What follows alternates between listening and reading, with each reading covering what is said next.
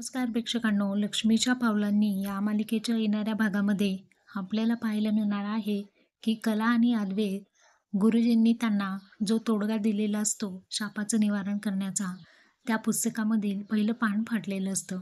कला आता अद्वैतला म्हणते, "कांडेकर, ही अक्षरे जोडण्यापेक्षा आपण ना हे चित्र कंप्लीट करूयात." तर त्या पद्धतीने दोघांनी मिळून त्या पानाचे झालेले तुकडे तुकडे जोडून त्याचा एक स्क्रीनशॉट घेतलेला असतो. तर कला म्हणते, आता आपल्या घरातील सगळ्यांचे संसार आपण वाचवणार, म्हणजे सर्वांचे संसार सुरळीत होणार.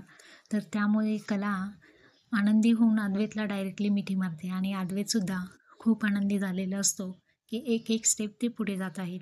इकडे आपण पाहत आहोत की कला ही एका कॅफेमध्ये आलेली असते. तेव्हा तिला असं दिसतं की राहुल हा कोणाशी तरी बोलत आहे.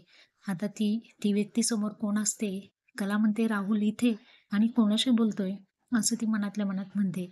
तर आपल्याला असं दिसलं की राहुल हा रोहिणीसोबतच बोलत असतो. तर ते येणाऱ्या भागात समजेल.